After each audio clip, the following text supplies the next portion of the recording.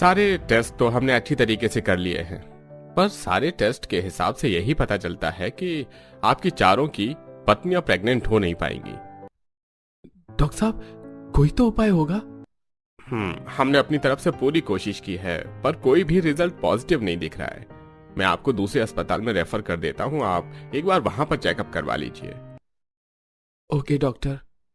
अब चारों पति अपनी बीवी के साथ निराश होकर घर आते हैं। तभी सुनीता, क्या हुआ? क्या कहा डॉक्टर ने?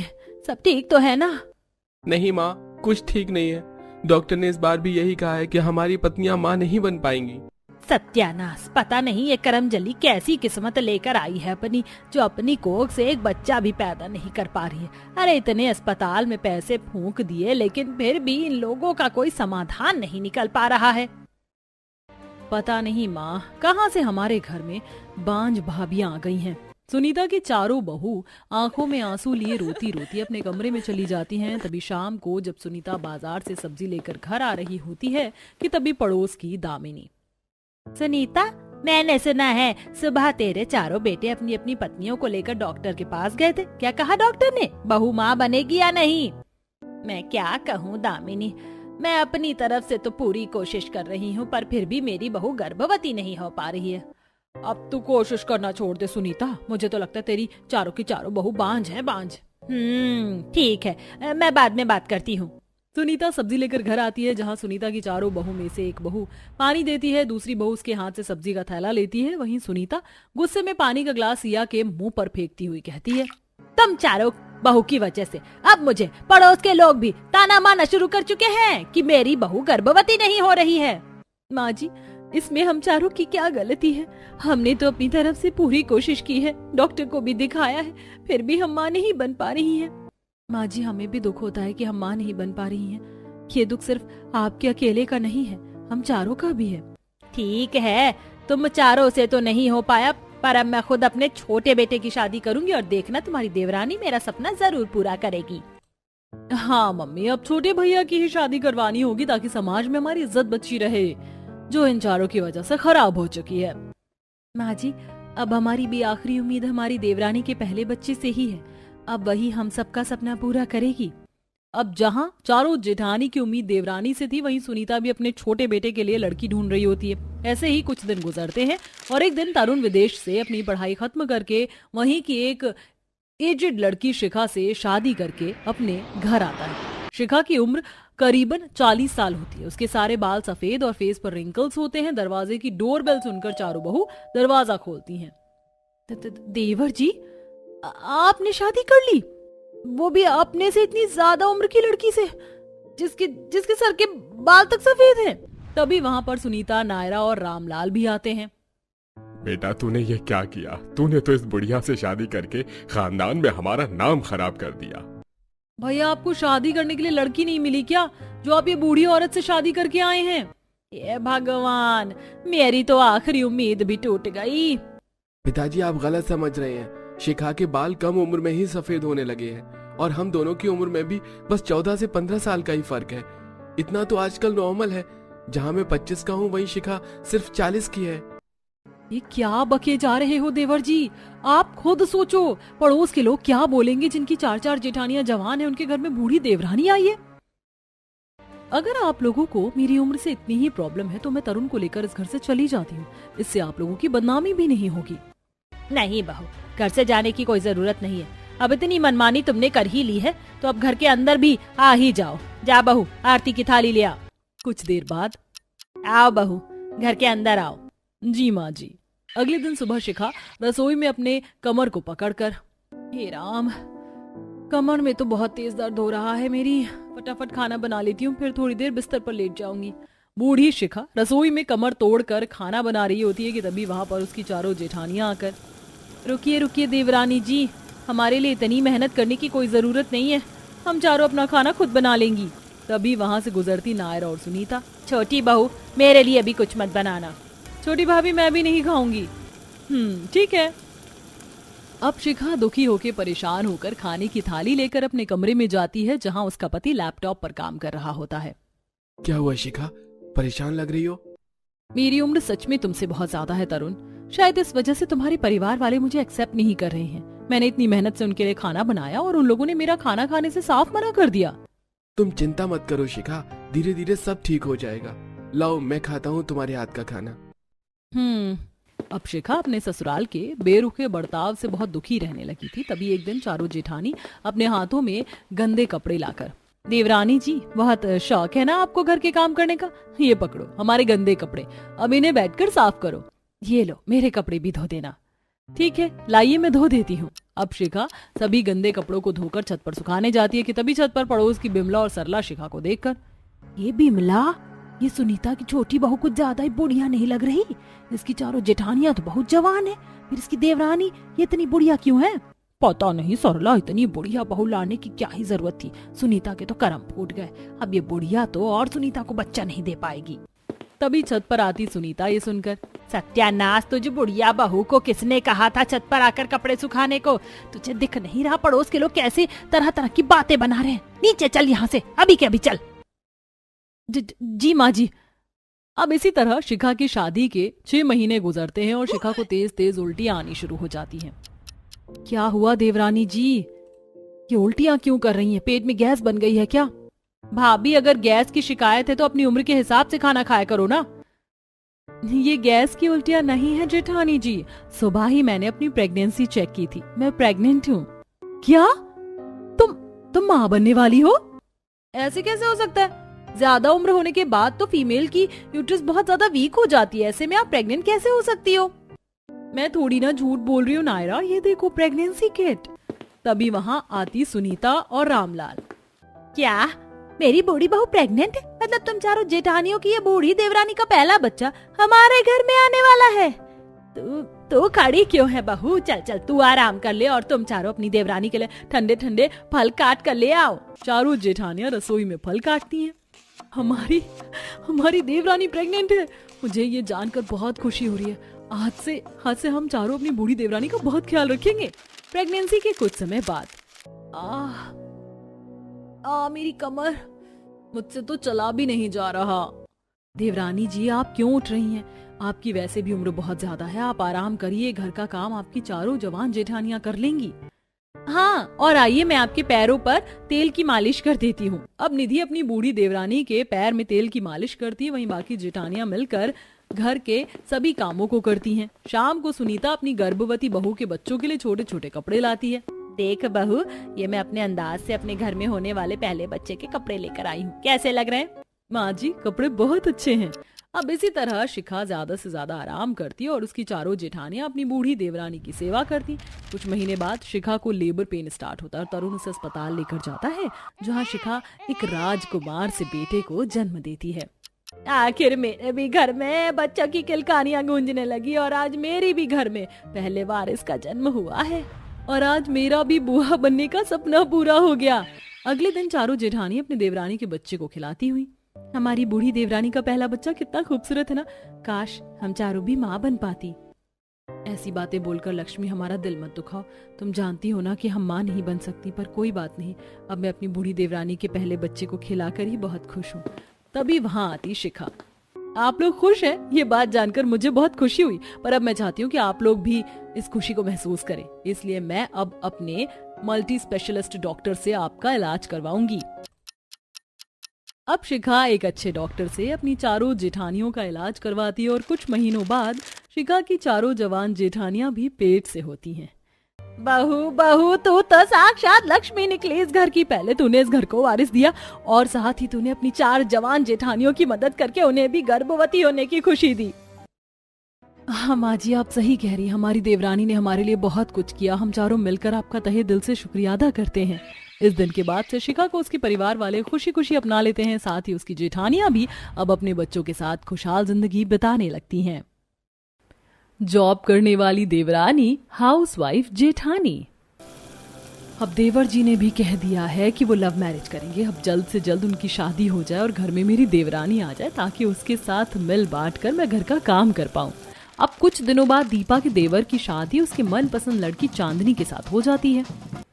आओ बहू रानी घर के अंदर आओ। अगले दिन सुबह, माँ जी चांदनी कहाँ है, अब तक उठी नहीं क्या? आज उसकी पहली रसोई है। तभी वहाँ पर दीपा की देवरानी चांदनी आती है। अरे आ गई देवरानी जी, चलिए पहली रसोई की रस्म कर लेते हैं। क्या पहली रसोई? What is this? सॉरी जेठानी जी, पर अभी मेरे पास रस्म निभाने का टाइम नहीं है, मुझे ऑफिस जाना है, मैं बहुत लेट हो चुकी हूँ। क्या तुम जॉब करती हो देवरानी जी? बहू तुम काम पर जा रही हो? अरे आप लोग इतना शौक क्यों हो रहे हैं? अनीश ने आपको बताया नहीं क्या कि मैं जॉब करती हूँ, शादी के बाद भी मैं जॉब करूंगी, ठीक है? बाकी की बातें आप अनीश से करना, मैं जॉब पर जा रही हूँ। चांदनी जॉब पर चली जाती है, जिसके बाद उमावती ये बात अपने बेटे अनीश से पूछती है। हाँ माँ, मैं आपको बताना भूल गया कि चांदनी जॉब करती है और वो बड़ी भाभी की तरह हाउसवाइफ बनकर इस घर में नहीं रहना चाहती। अपने देवर की बातें सुनकर दीपा को बहुत दुख पहुंचता है, लेकिन वो कुछ नहीं कहती। वहीं दूसरी तरफ चांदनी अपनी जॉब से निकलते हुए एक मॉल से अपनी सास और नंद के लिए शॉपिंग करती है। भैया ये जितनी भी एक्सपेंसिव साड़ियां और सूट है ना, ये पैक कर दीजिए। जी मैडम, अभी कर देता हूँ। चांदनी शॉपिंग करके घर लौटती है। माँ जी, नंद जी, देखिए मैं आपके लिए क्या लेकर आई हूँ। अरे वाह, इतना महंगा सूट मेरे लिए लाई हो? भाभी आप तो बेस्ट इन बेस्ट भाभी निकली। बहू ये साड़ियाँ मेरे लिए? ये तो बहुत महंगी है, जड़ी गोटे का काम हो रखा है इस पर, बहुत सुंदर है, मुझ पर बहुत खिलेगा ना। हाँ माँ जी, तभी तो लेकर आई हूँ। चलिए अब बहुत भूख लग रही है, कुछ गर्मा गर्म खिला दीजिए। हाँ मेरी प्यारी बहू, क्यों नहीं, मैं अभी तेरी जेठानी को बोलती तेरे लिए गर्मा गर्म खाना लाए। दीपा, अरे ओ दीपा, कहाँ है? जरा अपनी देवरानी के लिए खाना तो लगा। दीपा अपनी देवरानी के लिए खाना परोस कर लेकर आती है। ठीक है माँ जी, मैंने खाना खा लिया, अब मैं आराम करने जा रही हूँ। अब दीपा अकेले सारे जूठे बर्तनों को लाकर रसोई में धोती है और खुद से बातें करते हुए कहती है, मेरा सपना तो सपना ही रह गया कि कोई आकर मेरी मदद करेगा घर के काम काजों में। एक देवरानी थी, वो भी जॉब करने वाली आ गई। अगले दिन सुबह फिर चांदनी जॉब पर चली जाती है। माँ जी, देवरानी जी को बोलिए ना कि वो अपनी जॉब छोड़ दे, मैं अकेले घर का इतना सारा काम नहीं कर पाती हूँ। अच्छा रुक, मैं तेरी देवरानी से बात करती हूँ। चांदनी शाम को जब जॉब से घर आते वक्त अपनी हाथों में सोने की ज्वेलरी लेकर आती है, तभी चांदनी की ननद मोनिका उस पर लट्टू होते हुए कहती है, भाभी ये ज्वेलरी तो बहुत अच्छी लग रही है। बहू ये सोने का हार तू मेरे लिए लेकर आई है, कितना पैसा खर्च करती है अपनी सास और नंद पर। माँ जी, 80,000 रुपए मेरी सैलरी है, उसमें से अगर मैंने ये छोटे मोटे खर्च कर दिए तो कोई बड़ी बात नहीं। वैसे माँ जी मैं बहुत थक गई हूँ, आज मेरा खाना आप मेरे कमरे में ही भिजवा दीजिएगा। हाँ बहू, तू क्यों चिंता करती है, मैं अभी तेरी जेठानी को बोलती हूँ कि वो तेरा खाना तेरे बेड पर ही पहुँचा दे। अपनी छोटी बहू का पैसा देखकर उमावती की आंखें चौकन्ना सी हो जाती हैं और उसे अपनी बड़ी बहू का संघर्ष दिखाई नहीं देता। दीपा खाने की थाली लेकर अपनी देवरानी के कमरे में जाती है और चांदनी खाना खाते हुए, ओफ जेठानी जी, कितना घटिया खाना बनाया है। क्या बहू सारा दिन घर पर रहती है और उसके बाद भी अपनी देवरानी के लिए कुछ अच्छा खाना नहीं बना सकती? और क्या, घर पर रहकर खाना भी तो बनाना होता है आपको, वो भी आप ठीक से नहीं कर पाती। खैर छोड़िए, अब मैं अपने लिए खाना बाहर से ही मंगा लेती हूँ। चांदनी बाहर से खाना मंगा कर खा लेती है। अगले दिन सुबह दीपा घर में झाड़ू पोछा बर्तन करके नहाने जा रही होती है, तभी अपने हाथ में ढेर सारे गंदे कपड़े को देखकर चांदनी दीपा के पास आती है। जेठानी जी, मेरे कुछ गंदे कपड़े हैं, नहाने से पहले आप इन्हें धो दीजिएगा। इतने सारे गंदे कपड़े? पर मैं इतने सारे गंदे कपड़ों को अकेले कैसे धोऊंगी? माँ जी कहाँ हैं आप? देखिए जेठानी जी मेरे काम से मना कर रही हैं। अरे क्या हो गया दीपा बहू, क्यों मना कर रही है? चांदनी जॉब करती है और उसके पास टाइम नहीं है, तू सारा दिन घर पर रहती है और तू तो इन कपड़ों को धो भी नहीं सकती। दीपा को ये भेदभाव अब दिखने लगा था। दीपा को अपनी देवरानी के जॉब से कोई दिक्कत नहीं थी। दीपा की इच्छा थी कि घर के कामों में भी कोई काम समझे, लेकिन ऐसा हो ही नहीं रहा था, जिसके कारण दीपा अकेले घर के सभी कामों को करके परेशान रहने लगी थी। ऐसे ही कुछ दिन गुजरते हैं और एक दिन दीपा को कुछ पैसों की जरूरत होती है और ये बात वो अपने पति से कहती है। मेरे पास तो अभी पैसे नहीं है दीपा, इस महीने मेरी सैलरी भी कम आई है, मैं अगले महीने करता हूँ ना, अभी एडजस्ट कर लो। ठीक है। दीपा कमरे से बाहर आती है। शुक्र है जेठानी जी, मैं आपकी तरह हाउसवाइफ नहीं हुआ ना, कुछ पैसों के लिए मुझे अपने पति के सामने ऐसे गिड़गिड़ाना पड़ता। मैंने सुना है कि कैसे जेठ जी ने आपको बोला एडजस्ट कर लो और आपने भी बड़ी आसानी से उनकी बात मान ली, क्योंकि आप हाउसवाइफ हैं, आपके पास और कोई चारा है भी नहीं। नहीं, ऐसी कोई बात नहीं है, अभी उनके पास पैसे नहीं है इसलिए उन्होंने मना कर दिया, वरना इतने समय से तो वही मेरी सभी ख्वाहिशों को पूरी कर रहे हैं। दीपा पहले ही बहुत परेशान थी और आज चांदनी की बात ने भी दीपा के दिल को तोड़ कर रख दिया था। नहीं, बस बहुत हुआ, आज मैं खुद से वादा करती हूँ कि मैं अब और इस घर में हाउसवाइफ बनकर नहीं रहूंगी, मैं भी कुछ करके दिखाऊंगी। अब दीपा घर के सभी कामों को खत्म करके फोन लेकर बैठ जाती है। माँ आजकल ये सारा सारा दिन बड़ी भाभी अपने कमरे में बैठकर फोन में क्या करती रहती हैं? अरे क्या ही करेंगी वो फोन में भी झाड़ू पोछा बर्तन कैसे किया जाता है वही देख रही होगी। ऐसे ही कुछ दिन गुजरते हैं और एक दिन सुबह सुबह उमावती के दरवाजे की डोरबेल बजती है। दीपा जाकर दरवाजे को खोलती है तो एक पोस्टमैन उसके साथ में लेटर देकर वहां से चला जाता है। क्या हुआ जेठानी जी, इस लेटर को देखकर आप इतना खुश क्यों हो रही हो? एक काम करो, तुम खुद पढ़ लो इस स्वेटर को, तब तुम मेरी खुशी का अंदाजा लगा पाओगी। चांदनी लेटर पढ़ती है तो उसको पता चलता है कि उसकी जेठानी एक बहुत बड़े मेकअप आर्टिस्ट स्टूडियो में जॉब पर लग गई है, जहां उसकी जेठानी की सैलरी 1 लाख रुपए है। अरे जेठानी जी, आपको तो एक बहुत बड़े मेकअप स्टूडियो के मैनेजर ने हायर किया है और वहां आपकी सैलरी भी 1 लाख है, पर घर बैठे ये सब कैसे हो गया? हाँ, सब कुछ घर बैठे ही हुआ है। मेरे घर बैठे ही मेकअप ट्यूटोरियल की वीडियो बनाती थी मैं, और ये वीडियो एक बहुत बड़े मेकअप आर्टिस्ट को पसंद आ गई और उन्होंने मुझे हायर कर लिया। क्या बात है Deepa, I proud of you my wife. सच में भाभी, आपने तो कमाल ही कर दिया। अब अगले दिन सुबह 5 बजे दीपा बैग लेकर ऑफिस के लिए निकल जाती है। अरे चांदनी बहू, ऑफिस जाने से पहले घर के थोड़े काम निपटा देना। तुम्हारी जेठानी तो सुबह सुबह ही ऑफिस चली गई। उसकी ऑफिस टाइमिंग 5 से रात के 8 बजे तक की है। क्या कहा माँ जी? मैं और घर के काम, माफ करना, मेरे बस की नहीं है। आप और नंद जी मिलकर कर लीजिए, और वैसे भी मुझे लेट हो रहा है तो मैं जा रही हूँ।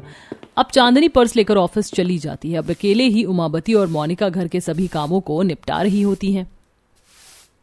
अरे माँ, घर में कितना सारा काम होता है, ये झाड़ू पोछा बर्तन कपड़े साफ सफाई खाना पीना सब कुछ करके तो मेरी हालत खराब हो गई। मेरी तो कमर भी सीधी नहीं हो रही है। मेरी कमर माँ। उमावती मोनिका जैसे तैसे घर के काम खत्म करके आराम करने चली जाती हैं। अब जब शाम को चांदनी घर आती है तो देखती है कि घर पर खाना ही नहीं बना हुआ है। अरे मोनिका माँ जी, आप लोगों ने घर में खाना नहीं बनाया? मैं ऑफिस से थकी हारी आई हूँ, मुझे इतनी तेज भूख लग रही है, मैं क्या खाऊं? अरे सुबह से घर का सारा काम कर रहे हैं, घर का काम करना कोई मामूली बात है क्या? हम लोगों की तो कमर टूट गई। अब एक काम कर, तू आई है तो अब तू ही सबका खाना बना ले। हाँ चांदनी, जाओ फटाफट कुछ खाने को बना लो, बहुत तेज भूख लग रही है। भाभी भी घर पर नहीं है। बेचारी चांदनी थकी हारी ऑफिस से आकर सबके लिए खाना बनाती है। ये भगवान, इतने सारे लोगों का खाना अकेले बनाना कोई आसान बात नहीं है। पता नहीं इतने टाइम से जेठानी जी तीनों टाइम का खाना पूरे परिवार के लिए कैसे बना रही हैं। अब एक ही दिन में सास, नंद और देवरानी तीनों की हालत खराब हो जाती है, और जब दीपा ऑफिस से घर लौटती है तो सबका लटका मुंह देख के कहती है, क्या हुआ आप लोगों का? मुंह क्यों लटका हुआ है और ये पसीने क्यों छूट रहे हैं आपके? अरे बहू तू आ गई, क्या बताऊं, आज तो घर का सारा काम करके हम लोगों की हालत खराब हो गई और सुबह से कुछ खाया भी नहीं है। हाँ जेठानी जी, मैंने बहुत कोशिश की लेकिन मुझसे तो खाना ही नहीं बना। पता नहीं आप कैसे इतने टाइम से खाना बना रही हैं। मैं तो सोचती थी हाउसवाइफ होना बहुत आसान है। हाँ सच में बहू, मैं तेरे काम को जरा भी महत्व नहीं देती थी, लेकिन आज जब खुद किया तो समझ में आया कि तूने कैसे अकेले सारे घर को संभाल रखा था। कोई बात नहीं, कम से कम आज आपको मेरी अहमियत तो पता चली। छोड़िए, मैं बना देती हूँ सबके लिए खाना। अब दीपा ऑफिस से आकर सबके लिए खाना बनाती है और सबको खाना खिलाती है, और इस दिन के बाद से दोनों ही देवरानी जेठानी अपने ऑफिस की इनकम से घर में एक नौकरानी रख लेती हैं, जिससे घर में किसी पर भी काम का प्रेशर ज्यादा नहीं पड़ता।